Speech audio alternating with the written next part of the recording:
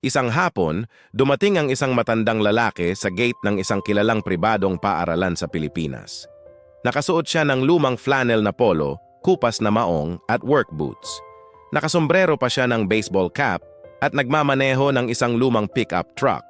Pagdating niya sa gate, agad siyang hinarang ng security guard. "Pasensya na po sir, pero pribadong paaralan ito. Hindi po kayo pwedeng pumarada dito." Tahimik na sumagot ang matanda. "Nandito lang ako para sunduin ang apo ko." Tiningnan siya ng guard mula ulo hanggang paa. Kita sa mukha nito ang pagdududa. "Sir, sigurado po ba kayo? Hindi po kayo mukhang magulang ng estudyante dito. May ilan pang magulang na dumaraan sakay ng mamahaling sasakyan, mga SUV at sedan na makintabang pintura." Napatingin sila sa eksena. Ang iba pa nga ay naglabas ng cellphone. Tila nagtataka kung bakit may lalaking mukhang construction worker na nakikipagtalo sa gate ng mamahaling paaralan. "Tuwing Biyernes ko siya sinusundo," mahinahong paliwanag ng matanda. Ngunit hindi pa rin kumbinsido ang guard. "Kung hindi po kayo aalis, tatawag na po ako ng security." Sandaling natahimik ang matanda. Hindi niya alam kung masasaktan ba siya o matatawa sa nangyayari. Sa itsura kasi niya, mukhang isa lang siyang ordinaryong manggagawa. Magaspang ang kanyang mga kamay dahil sa maraming taon ng pagtatrabaho sa construction. Ang suot niyang damit ay simple at luma na. Kung may makakita sa kanya sa kalsada, iisipin lang ng iba na isa siyang retiradong trabahador. Ngunit ang hindi alam ng guard at ng mga magulang na nakatingin sa kanya, ang gusaling nasa likod nila ay itinayo dahil sa kanya. Maraming taon na ang nakalipas. Nagsimula siyang mangarap kahit wala siyang halos pera. Nagtrabaho siya bilang construction worker. Unti-unti siyang nag-ipon, nagtiis, at nagtatag ng sarili niyang maliit na kumpanya sa construction. Hindi naging madali ang lahat. May mga araw na halos wala siyang tulog. May mga proyekto na muntik ng malugi. Ngunit hindi siya sumuko. Lumipas ang mga taon. Lumaki ang kanyang negosyo. Hanggang sa dumating ang panahon na ang maliit na kumpanya niya ay naging isa sa pinakamalaking construction companies sa kanilang lugar. Ngunit sa kabila ng lahat ng tagumpay, hindi niya kailanman nakalimutan ang kahalagahan ng pamilya. Isang trahedya ang dumating sa buhay niya nang mamatay sa aksidente ang kanyang anak at manugang. Naiwan ang kanilang maliit na anak na babae.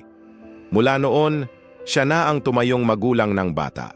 Pinangako niya sa sarili niya na gagawin niya ang lahat para mabigyan ng apo ng magandang kinabukasan. Kaya nang magtayo ang pribadong paaralan ng bagong gusali para sa mas magandang edukasyon ng mga estudyante, nagbigay siya ng napakalaking donasyon upang makatulong sa pagpapalawak nito.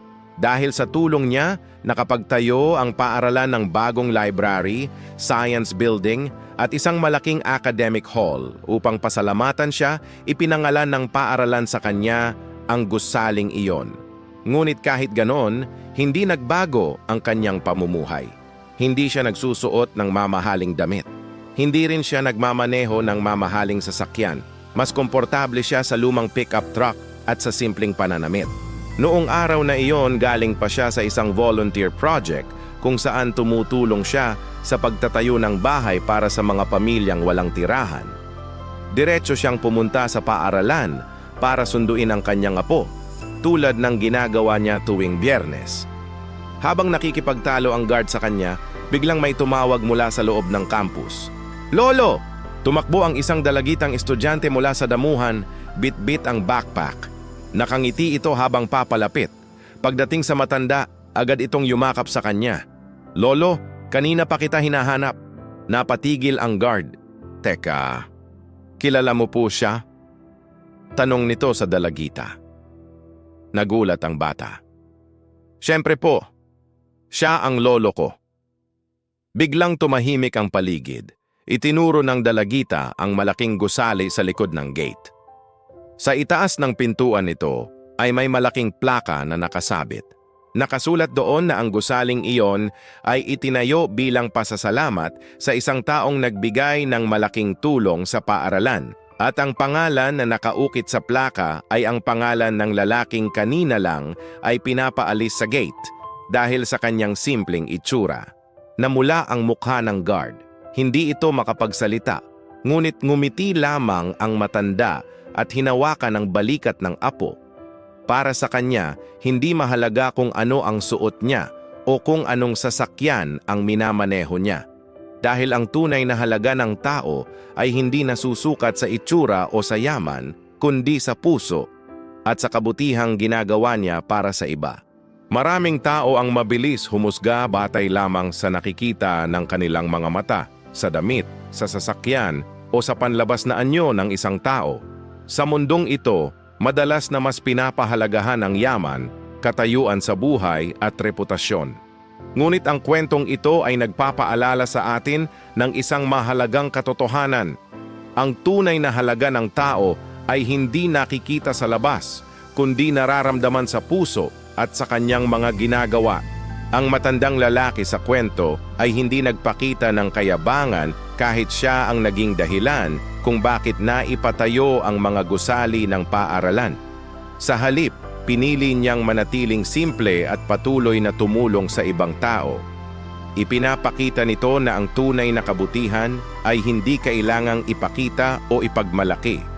Ito ay kusang lumalabas sa taong may pusong mapagkumbaba at handang magbigay para sa kapakanan ng iba. Minsan, ang mga taong mukhang ordinaryo o minamaliit ng mundo ay sila pa palang may pinakamalaking puso. Ang Diyos ay hindi tumitingin sa damit na suot natin, sa sasakyang minamaneho natin o sa katayuan natin sa lipunan. Tinitingnan niya ang laman ng ating puso. Kung tayo ba ay marunong magpakumbaba, tumulong at magmahal sa kapwa. Kaya bago tayo humusga sa isang tao, alalahanin natin na maaaring hindi natin alam ang buong kwento ng kanyang buhay. Ang taong mukhang simple lamang ay maaaring may malaking sakripisyo at kabutihang nagawa na hindi nakikita ng iba.